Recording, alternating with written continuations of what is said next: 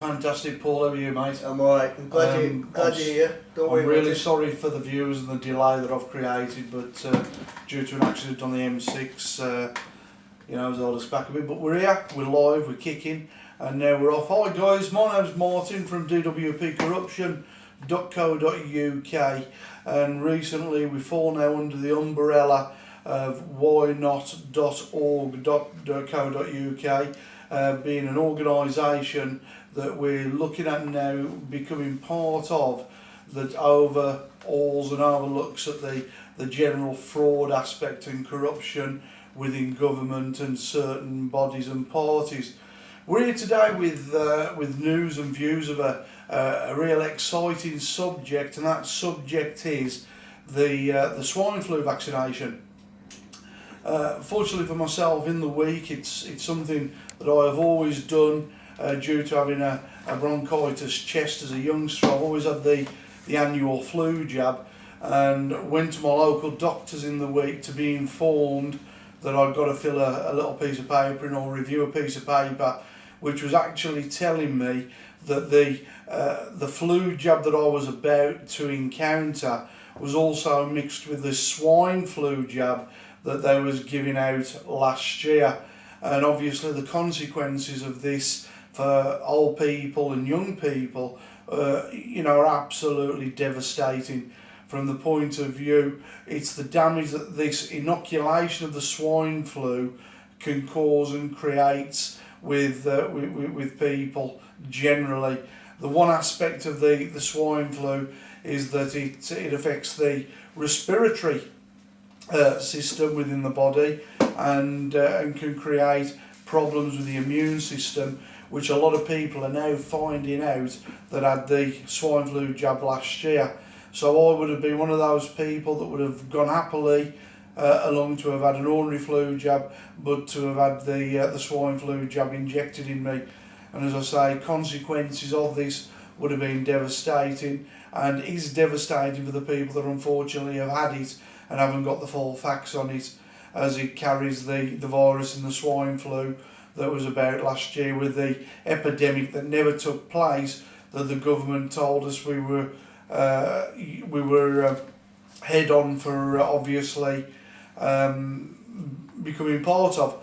As far as I can see, the whole thing was blown out of proportion. There was no swine flu, and it was a money-making situation again. What a lot of people are not aware of is the fact that the Rothschild and the Rockefeller bodies in America, It's the WHO Foundation. The WHO Foundation, two of the richest people of the WHO Foundation, are part of this system.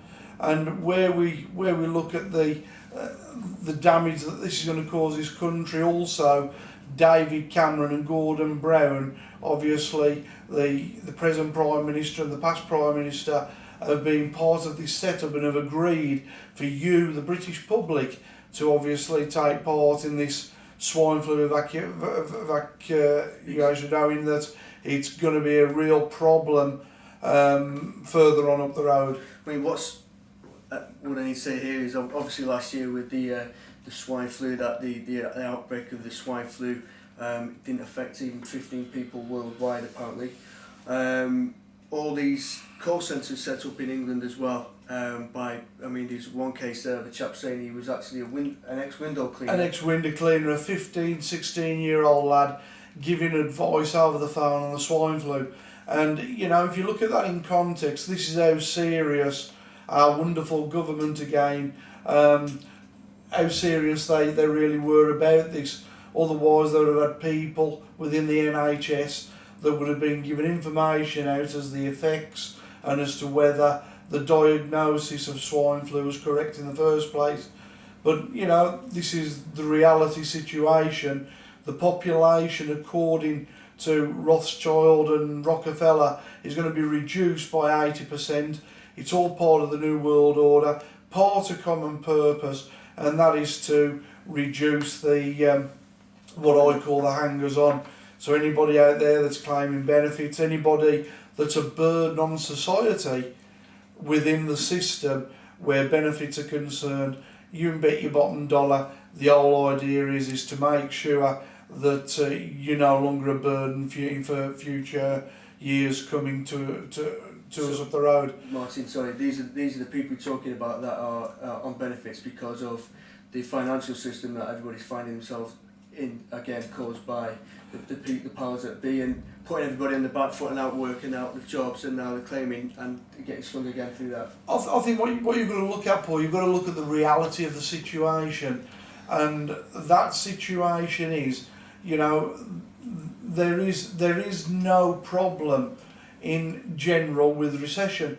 It's a man-made recession, and the whole idea is that we get two scales of people. You get rich and you get poor.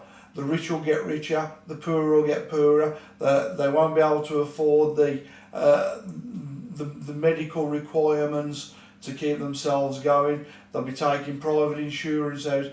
The NHS has gone to the dogs. You know, I mean, if you look at the NHS, it's now common purpose run, and it's based on nothing more than corruption.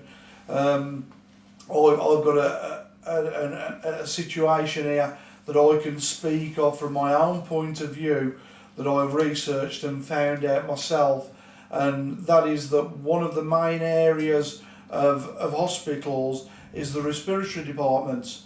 And what these people do is obviously they deal with the lungs and the heart and all the main functions of breathing.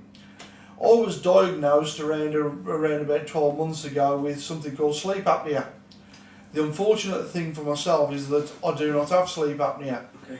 And what it is, it's nothing more than a corrupt way of funding, to get funding in to provide these machines, to give them the general public. And what they do is when they diagnose you, they use something called the Epworth chart, which is basically a scoring chart.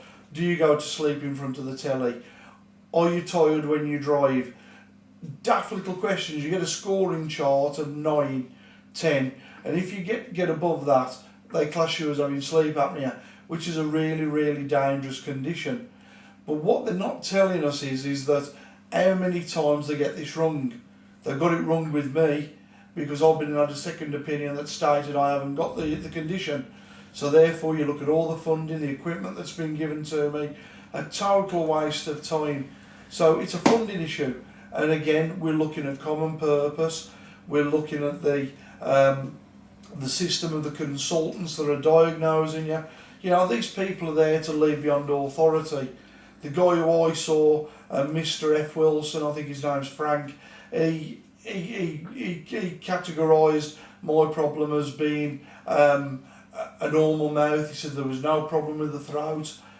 He just said that I got a bit of a swelling of the tongue. He didn't pick up on the fact that I got acid reflux. He didn't pick up on the fact that there was a breakdown of muscles within the throat. And basically, because he didn't give a proper examination using an endoscopy, I was thrown on the scrap heap.